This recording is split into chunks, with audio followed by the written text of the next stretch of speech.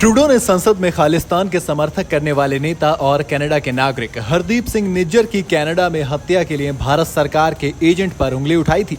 इसके बाद दोनों देशों ने एक दूसरे के राजनयिकों को निकाल दिया और भारत ने तो कनाडा के लोगों को फिलहाल वीजा ही देना बंद कर दिया है। कनाडा G7 समूह का भी सदस्य है, लेकिन G7 में अमेरिका और ब्रिटेन को छोड़ दें तो किसी ने कुछ खास नहीं बोला है। दूसरी तरफ भारत का कहना है कि कनाडा ने निज्जर की हत्या को लेकर भारत से जुड़े कोई भी सबूत पेश नहीं किए हैं। एक रिपोर्ट के मुताबिक भारतीय सुरक्षा अधिकारियों ने नाम नहीं जाहिर करने की शर्त पर यह कहा है कि ना तो कनाडा और ना ही अमेरिका ने G20 समिट के दौरान निज्जर की हत्या से जुड़ी कोई खुफिया सूचना शेयर की थी। सुरक्षा अधिकारियों ने कहा कि कनाडा के राष्ट्रीय सुरक्षा सलाहकार जूडी थॉमस की मुलाकात इंडियन इंटेलिजेंस प्रमुख अजीत डोभाल से हुई थी, लेकिन कोई सबूत पेश नहीं किया गया था जिससे पता चलता है कि निज्जर की हत्या में भारत शामिल था। भारत पर आरोप के मामले में कनाडा जिन खुफिया सूचनाओं या सबूतों का हवाला दे रहा है उसे लेकर भी कई तरह के सवाल उठ रहे हैं। ब्रिटिश साप्ताहिक पत्रिका द इकोनॉमिस्ट में डिफेंस एडिटर शशांक जोशी ने ट्वीट कर कहा है, जब भी कोई पश्चिम की सरकार विवादित खुफिया दावा करती है तो हमेशा की तरह weapon of mass destruction in Iraq यानी इराक के पास महाविनाश के खतरनाक हथियार होने वाली खुफिया सूचना की बात सामने आ जाती है। कुछ वक्त निकाल कर ये सोचना चाहिए कि ये कितना फिजूल था। काफी खुफिया सूचना अधूरी होती है। आप कनाडा के मामले में भी ऐसा कह सकते हैं। ये संभव है कि ट्रूडो सिख वोटर्स को ध्यान में रखकर ये बात कह रहे हैं, लेकिन ध्यान देने वाली बात यह है कि ट्रूडो ने ये बात सार्वजनिक तौर पर कही क्योंकि ये बात ही ऐसी थी। भारत को फंसाती खुफिया जानकारी और सार्वजनिक विवाद उनके हित में नहीं है। आपको बता दें कि भारत के जाने माने स्ट्रेटेजिक एक्सपर्ट ब्रह्मा चिलानी ने भी पश्चिम की खुफिया सूचना को लेकर कई सवाल खड़े किए हैं।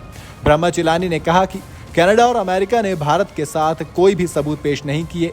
इसके बावजूद ये एक आतंकवादी की हत्या के खुले रूप में आरोप लगा रहे हैं। दोनों भारत से जांच में सहयोग करने की अपील कर रहे हैं। ट्रूडो ने खुद कहा है कि उन्होंने भारत के साथ आरोप शेयर किए हैं, लेकिन सबूत नहीं। भारतीय विदेश मंत्रालय ने सीधे सीधे कहा है कि कनाडा ने तो जस्टिन ट्रूडो के आरोप लगाने से पहले और ना ही बाद में इससे जुड़ा कोई सबूत पेश किया है। अगर कनाडा के पास कोई सबूत है तो उसे खुले तौर पर जाहिर करना चाहिए। ट्रूडो को मीडिया में सबूतों से जुड़ी कहानियां गढ़ना बंद करना चाहिए। अमेरिकी खुफिया एजेंसी से ट्रूडो को जिस तरह से भारत के साथ उलझने में साहस मिला है, उससे अमेरिका और भारत के संबंधों पर भी गहरा असर पड़ सकता है।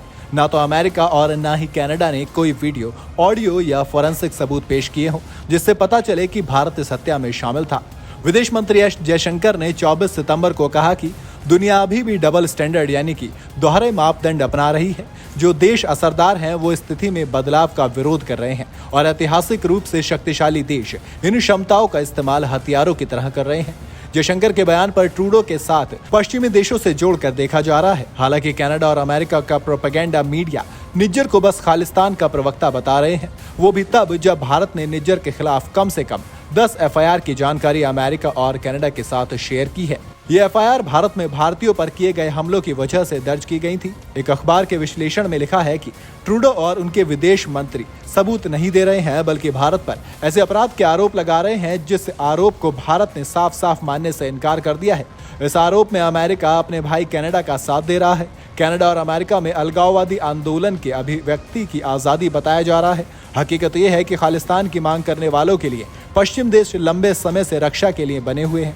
आपको बता दें कि कनाडा ने जो आरोप भारत पर लगाए हैं, इसका असर भारत और कनाडा के साथ साथ पश्चिमी देशों पर भी पड़ेगा।